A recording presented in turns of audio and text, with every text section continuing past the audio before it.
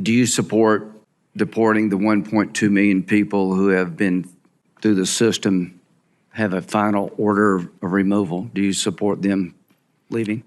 Senator, I'm a prosecutor. I didn't ask you if you're a prosecutor. Do you support them leaving? I support people that have committed serious crimes. Do you support the people who have gone through the system, been denied, had their day in court, final order removal? Do you support them leaving? If you have as a prosecutor, as a rule of law person. If you have committed a serious crime in this country, that's not the question. So is it your belief that every non-criminal in the world can come to America?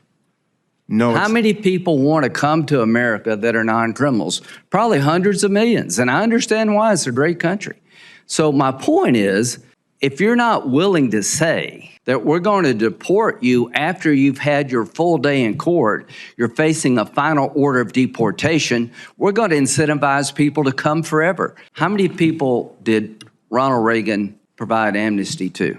Estimates are roughly 2.7 to 3 million. How many illegal immigrants are in the country today? I said roughly 13 million, although we don't know the exact I would say estimates. that the last thing we want to do is give amnesty to people here now because we'll be overrun. Describe the last 4 years as mass illegal immigration coming to our borders.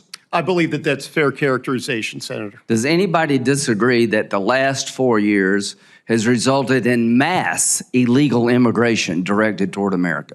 Because if this is not mass, what the hell would be? Now, how do you answer mass illegal immigration?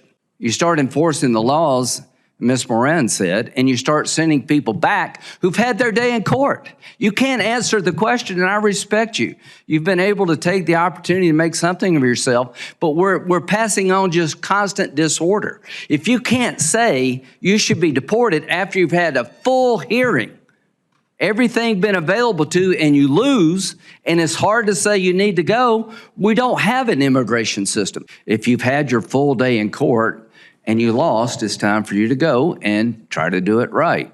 We have to break this endless cycle of having policies that entice people to come to our country illegally, because that is the lack, we're losing sovereignty and losing control over our nation.